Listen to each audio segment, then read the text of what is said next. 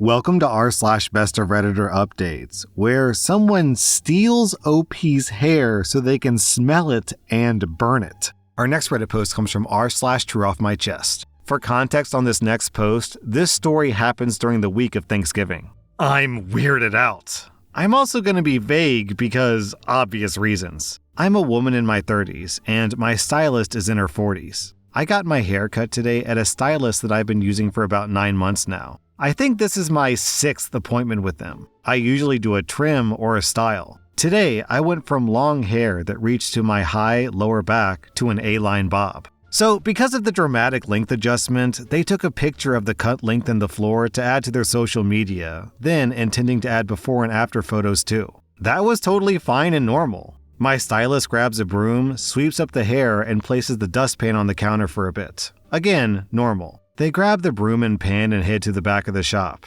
They're gone for a few minutes. No biggie. Then they go out for a smoke. But here's where it gets weird. The bathroom is in the back of the shop too. I need to go to the bathroom, so I step into the back. On the way back, I notice my name on a small, clear tote on the table. The tote has no lid, and it has my hair in it. At first, I didn't really think much of it, but I looked closer and see that it's not just today's discarded hair, but it looks to contain hair from at least a few of my trim sessions, mixed with, I think, potpourri and sand or something, and also printed pictures of my haircut with dates. The printer is right next to this bag, and on the printer is the picture of today's discarded hair. I didn't notice any other containers like this when I looked around. It was effing weird, so I took a picture on my phone. I honestly didn't know what to think or do and went back out to the salon. The stylist came back in, and I mentioned that I went to the restroom, and they seemed to freak out a bit, but didn't say anything. I didn't really know what to say, so I just let them finish styling my hair, paid, and left. As a socially anxious introvert, this was my nightmare. I got home, and the more I looked at that picture, the more ick I got. I ended up texting them an hour ago, sending the picture, and requesting they remove the weird box of me and asking for an explanation. I said, "Hey, so I saw this and didn't know what to make of it. Can you help me understand what this is and why you have it? I'm not comfortable with you having this and request you please discard the contents. Also, even though I loved my haircut, I believe it's best if I find a different stylist." They haven't responded. What the hell? Then, about 1 week later, OP posted an update. It's been about a week, and with the holidays, I've been all over the place, but I ended up going to law enforcement to make a report last Monday. I'll likely end up going back if my stylist keeps contacting me like they have been. So I got the haircut on Saturday. Next day, Sunday, I woke up to a bunch of text messages from the stylist. It woke me up because even though I have Do Not Disturb on my phone, I have a setting that overrides if there's repeated contact attempts of over 3 in case of emergencies. Here's what the stylist sent me, copy and pasted, starting at 3:49 in the morning. Also for clarity, OP has never specified the gender of this person, so I'm going to use a dumb guy's voice, but we don't know the gender here. "I don't recommend going to a different stylist because of this. It's not a big deal. Small towns and people talk, and you may not find anyone that will take you after this, so I'd reconsider. I don't like threats. So, I have your biological material, and it's mine property now. I can do what I want with it. I kept it because I can, and it means a lot to me. Why'd you send the pic? I know what it looks like. It's mine. You need to respond to me because I think it's misunderstanding about what this is.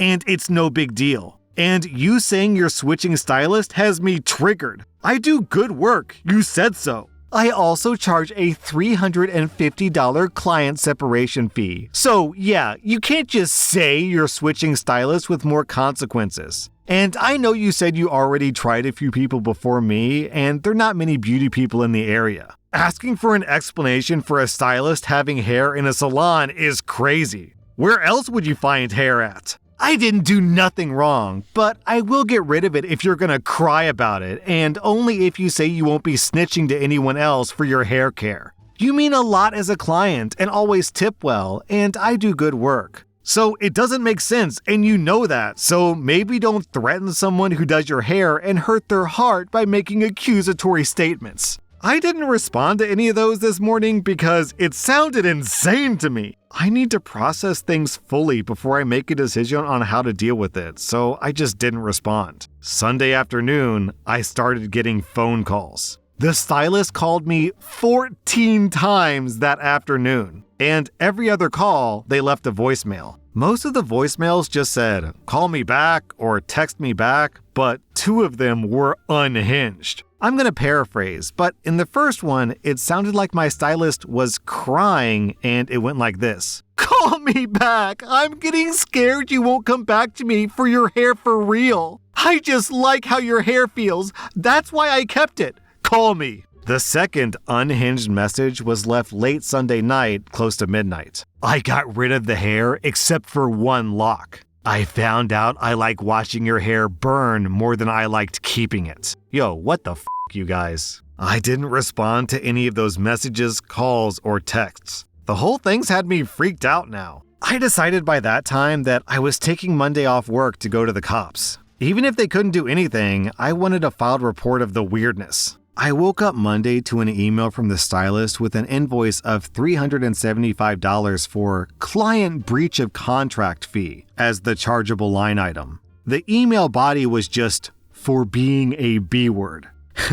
It was sent from their business email too, so they're really doing everything they can to ruin themselves. Even if I had a contract with this nutter, which I don't, the original amount was for $350. They can't even get their extortion fees right. I did email them back stating that we had no contract and to cease all further communication with me from this point forward. I went to the police station at 9:45 on Monday. I live in a rural area, so there are portions of my drive to and from our main town that doesn't have cell reception. When I finally got to town, I had 4 voicemails. I knew immediately who they were from. I talked to one of the officers on staff. They took my statement, a copy of the email, and asked me to forward all the texts and screenshots of the numbers of calls. The cop said that, at the least, these calls and texts could be considered menacing and harassment. But the voicemail where they mentioned how they like burning my hair was potentially concerning. Yeah, no kidding, Detective Obvious here. The officer advised I contact a legal representative in case this person tries to take the bogus invoice to a civil suit court. The cop said that I'm welcome to change my number, but having the evidence pile up if they continue to contact me after I explicitly told them not to in the email would only help me. I reached out to a lawyer on Tuesday and left a detailed message regarding the situation.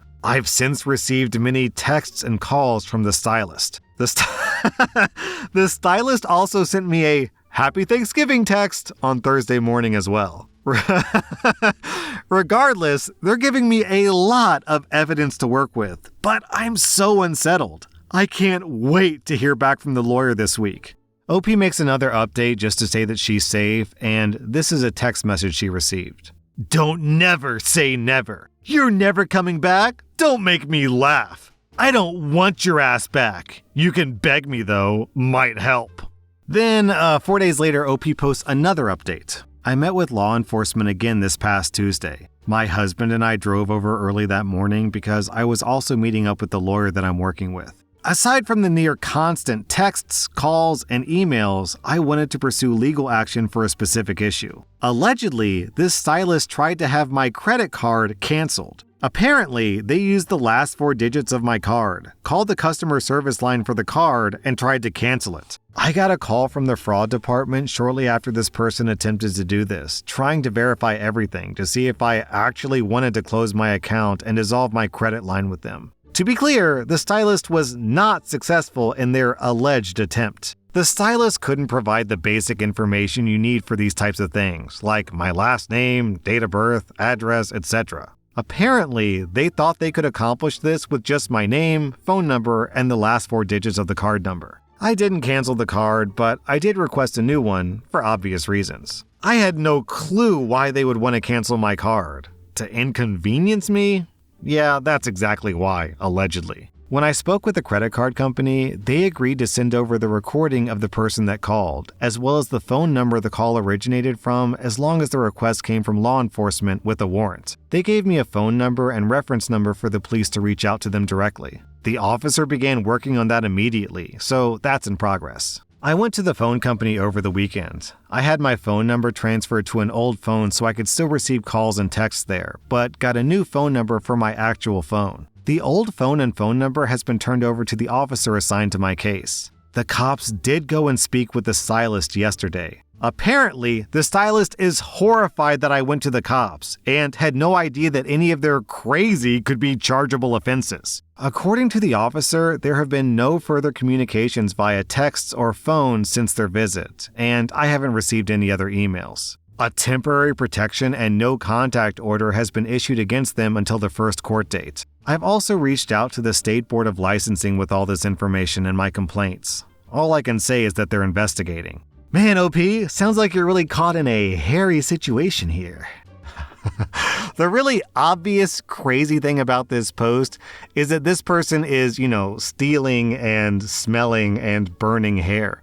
But to me, the scariest thing about this is that this person's job is to have scissors and sharp instruments next to someone's skull. I saw a TikTok the other day where a barber was recording a video of them cutting someone's hair and they accidentally sliced off the top of the person's ear, I guess because they were holding the phone and they were distracted. If OP ever went back to this stylist, I'd be afraid that person would carve OP's face off. Also, if there's any lawyers listening to this video, I've got a question for you. Who owns OP's hair in this situation? Right? It's obviously OP's hair. It's got OP's DNA and she grew it. But once it's cut, is it still hers or is it like anybody's, it's like fair game? Because the guy was talking about how he had a right to keep it. It's hair, of course I'd have it. And actually, I think he's right. I mean, it's crazy behavior, don't get me wrong. But I think legally he is allowed to own OP's hair, right? I'm just trying to imagine the courtroom scene. Your Honor, my client is allowed to own other people's hair. There's no law against it. OP got her hair cut, so it's not like she wants it. So if he wants to collect all that hair and form it together to create a giant doll shaped like OP made out of her hair, then that's completely within his right to do so. I really do actually think that lawyer would be correct. I think that is legal, as crazy as that sounds. Our next Reddit post comes from rSlash. When we first started dating, my girlfriend asked me what my favorite meal was so she could cook it for me on our 1-month anniversary. We were 16 years old, and I told her my favorite meal was chicken parmesan. She cooked it for me from scratch, and it was delicious. However, I realized that what I meant to say was chicken Alfredo. I felt bad that she went out of her way to cook what she thought was my favorite meal, so I didn't correct her or myself. Fast forward to now. We've been together for 11 years, we've been married for 2 years, and once a month or so, she still makes chicken parm for me because she thinks it's my favorite. It's good, but it's really just not my favorite. At this point, it's way too late to tell her the truth, right? Alright, as you guys might expect, OP is getting dragged in the comments, not in a mean way, more of like a haha OP you're such an idiot way. And then OP posted an update about a week later. I'm glad my travesty brought so many of you joy. I ultimately decided to tell my wife the truth. I'm not sure I made the right decision after all, because I'm far more embarrassed now than I ever was over this. I've never seen my wife laugh the way that she did that night. Just when I thought she was done laughing, she would start up all over again. We now have this incredible inside joke for the rest of our lives. Huge thank you to everyone who commented their advice. OP, I remember one time when I was 7 years old, my mom had these chocolate-covered cherries, and I was eating them because I love chocolate. And Mom was like, wow, you must really like those. And I said, yep, they're good. And then every single Christmas for the next 25 years, she got me chocolate-covered cherries. And I asked her why, and she said, because you like them so much. And I said, they're okay. Where'd you get that idea? And she relayed that story, and I was like, Mom, I was 7. It was candy. Of course I liked it. Also, down in the comments, we have this story from Ingle Pinks. So, for about 45 years, my mom has been making stuffed peppers regularly. One day, about 6 or so years ago, she offered me some stuffed peppers that she had in the freezer. I thanked her, but said, no thanks, I don't really like them. She says, me either. She then asks my dad because she knows that he loves them. He says, no thank you. I don't really like them, to be honest. My mom was shocked. She's been making them for 45 years, just for him. He just never said anything because he didn't want her to feel bad.